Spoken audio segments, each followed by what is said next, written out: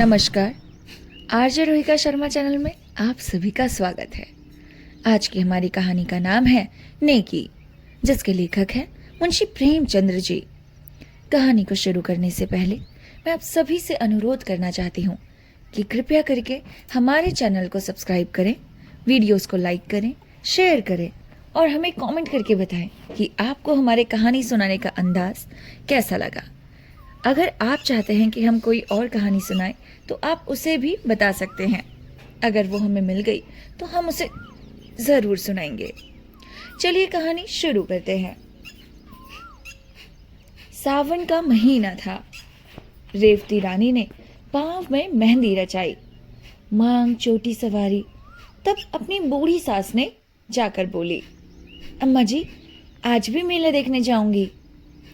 रेवती पंडित चिंतामणि की पत्नी थी। पंडित जी ने सरस्वती की पूजा में ज्यादा लाभ न देखकर लक्ष्मी देवी की पूजा करनी शुरू कर दी। लेन देन का कारोबार करते थे, मगर और महाजनों के विपरीत खास हालतों के सिवा 25% से ज्यादा सूद लेना उचित न समझते थे। रेवती की सास बच्चे को गोद में लिए खटोले पर बैठी थी। बहू की बात सुनकर बोली, भीग जाओगी तो बच्चे को जुकाम हो जाएगा। नहीं अम्मा, कुछ देर ना लगेगी, अभी चली जाऊंगी। रेवती के 2 बच्चे थे, एक लड़का दूसरी लड़की। लड़की अभी गोद में थी और लड़का हीरामन 7वें साल में था। रेवती ने उसे अच्छे अच्छे कपड़े पहनाई, नजर लगने से बचाने के लिए माथे और गालों पर काजल के टीके लगा दिए।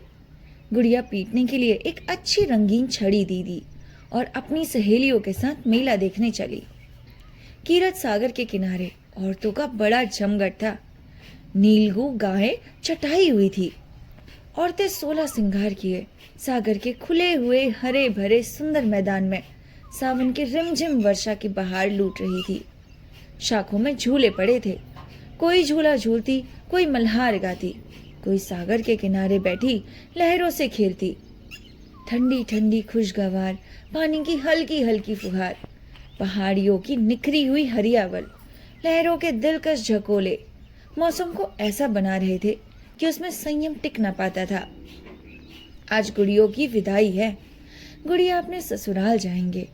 कुंवारी लड़कियां हाथ पांव में मेहंदी रचाए, गुड़ियों को गहने कपड़े से सजाए उन्हें विदा करने आई हैं। उन्हें पानी में बहाती हैं और छक छक कर सावन के गीत गाती हैं। मगर सुख चैन के आंचल से निकलते ही इन लाड़ प्यार में पली हुई गुड़ियों पर चारों तरफ से छड़ियों और लकड़ियों की बौछार होने लगती है। रेवती यह सैर देख रही थी और हीरामन सागर की सीढ़ियों पर और लड़कियों के साथ गुड़िया पीटने में लगा हुआ था। सीढ़ियों पर काई लगी हुई थी। अचानक उसका पांव फिसला तो पानी में जा पड़ा। रेवती चीख मारकर दौड़ी और सर पीटने लगी।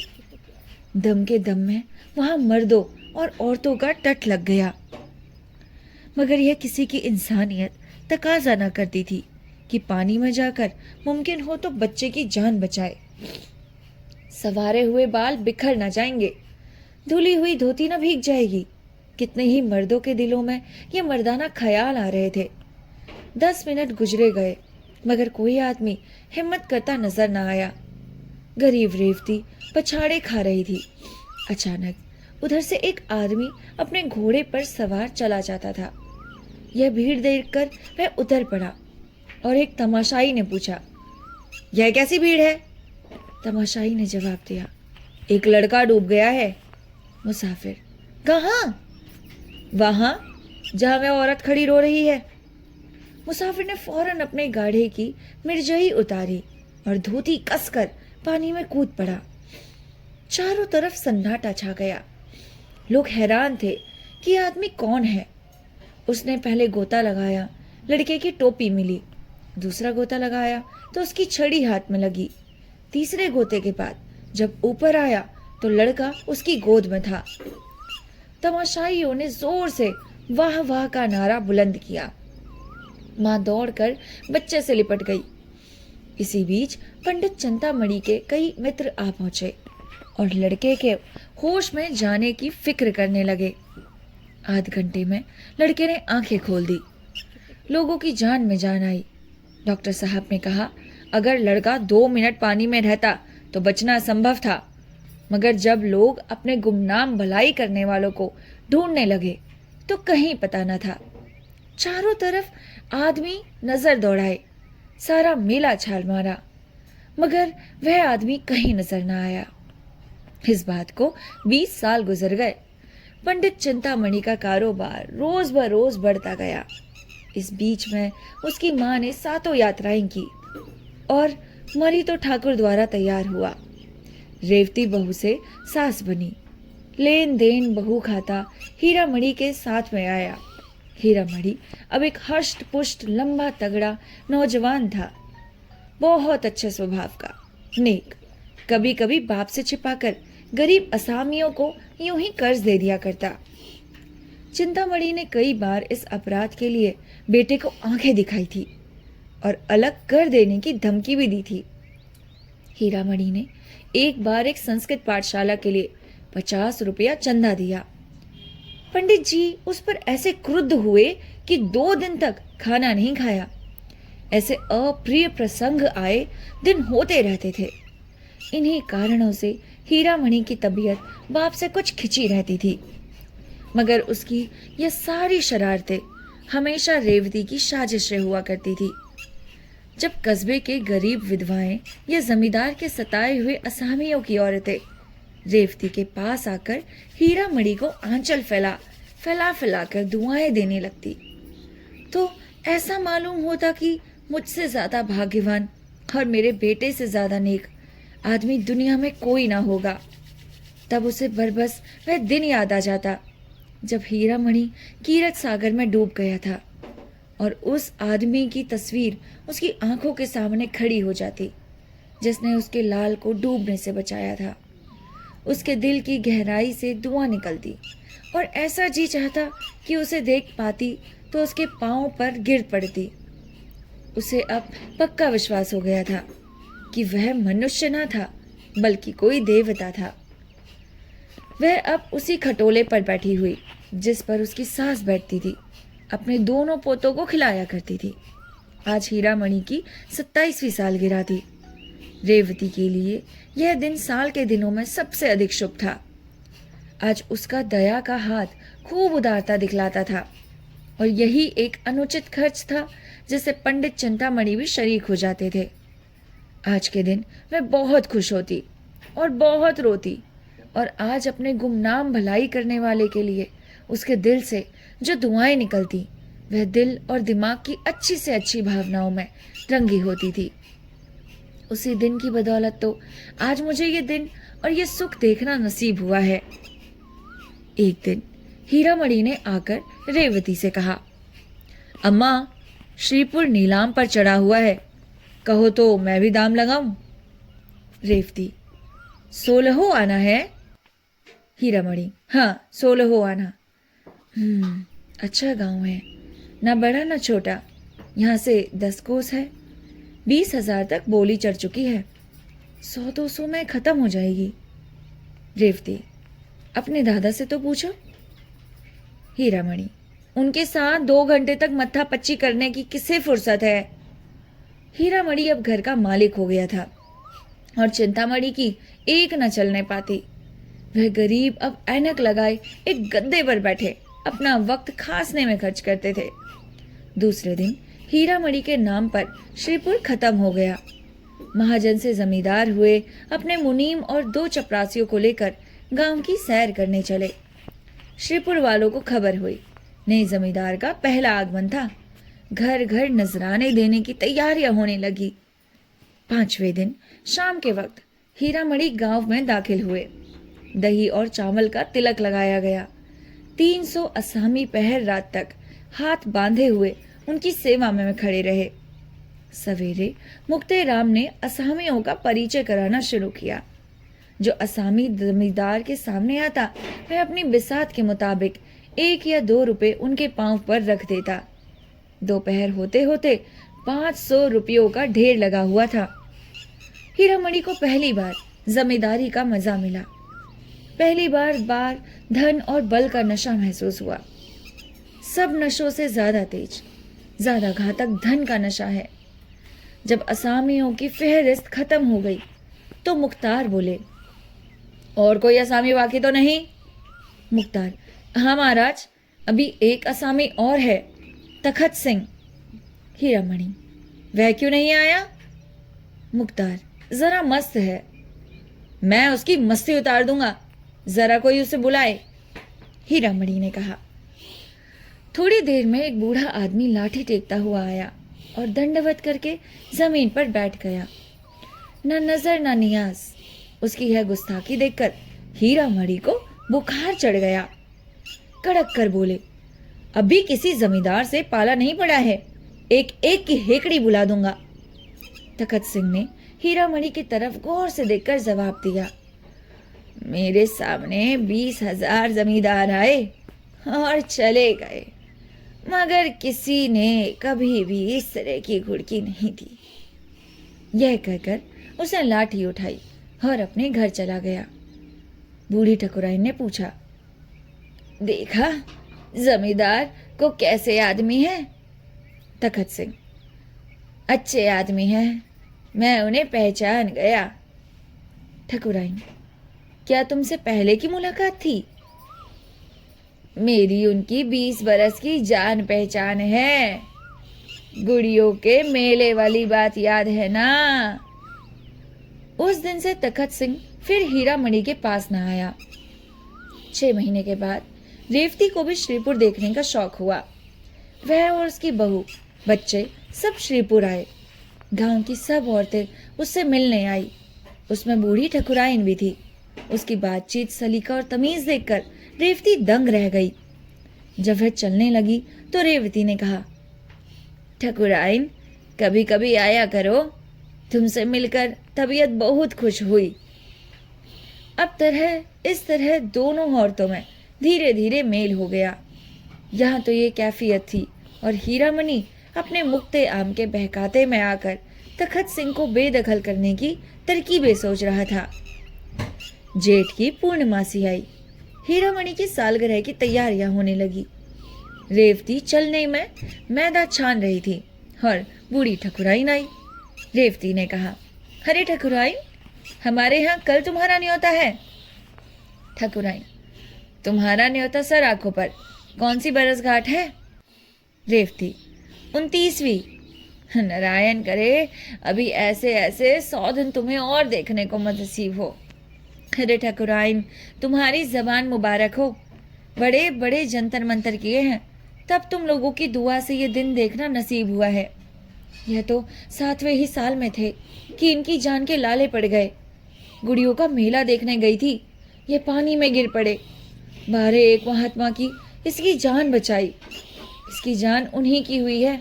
बहुत तलाश करवाया, उनका पता न चला। हर वर्षगांठ पर उनके नाम से 100 रुपये निकालती हूँ।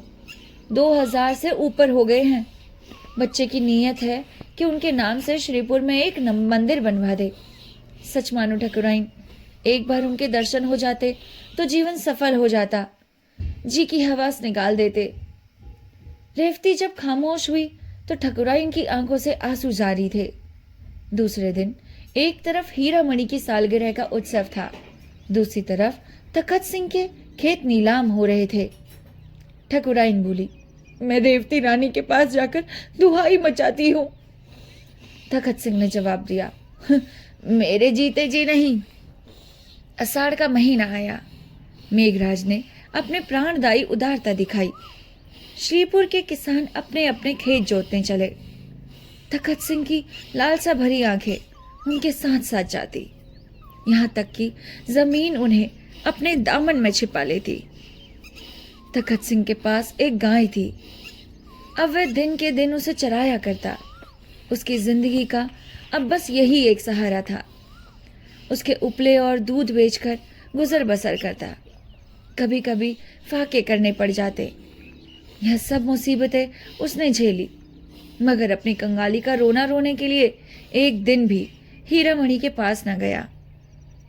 हीरामणि ने उसे नीचा दिखाना चाहा, मगर खुद उसे ही नीचा देखना पड़ा। जितने पर उसे हार भी हुई। पुराने लोहे को अपने नीचे की हट आंच से न झुका सका। एक दिन रेवती ने कहा, बेटा तुमने गरीब को सताया, अच्छा ना किया। हीरामणि ने तेज होकर जवाब दिया, वह गरीब नहीं, उसका घमंड मैं तोड़ दूंगा। दौलत के नशे में मतवाला जमींदार वह चीज तोड़ने की फिक्र में था जो कहीं थी ही नहीं। जैसे ना समझ बच्चा अपनी परछाई से लड़ने लगता है। साल भर तख्त सिंह को ज्यों का त्यों करके काटा।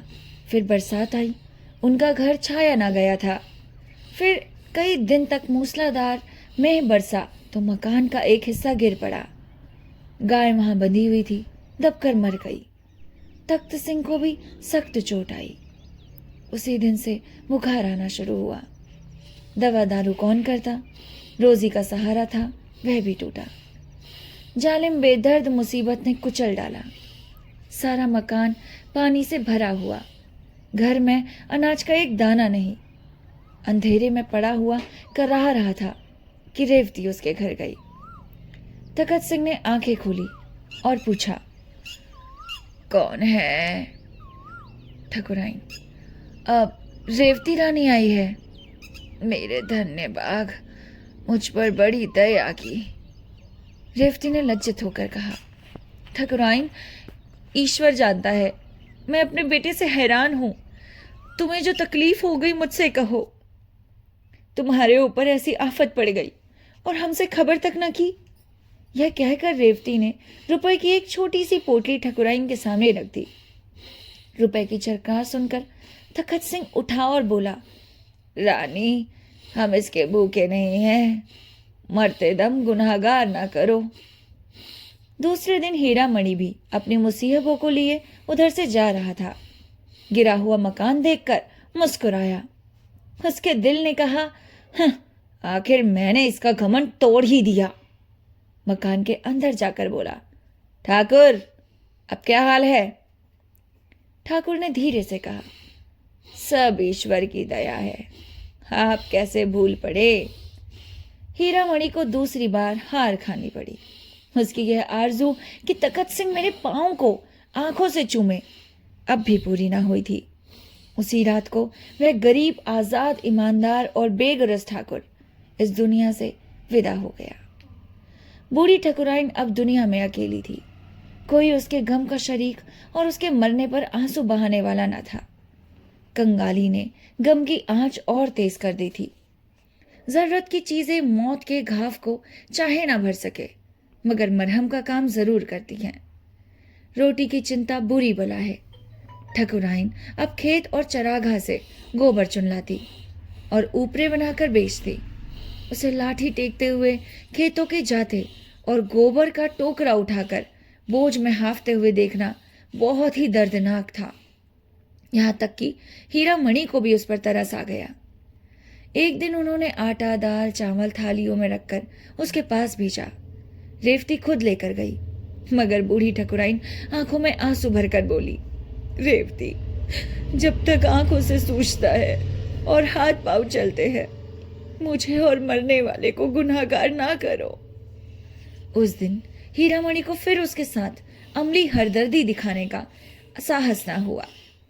एक दिन रेवती ने ठकुराइन से उपले मोल लिए।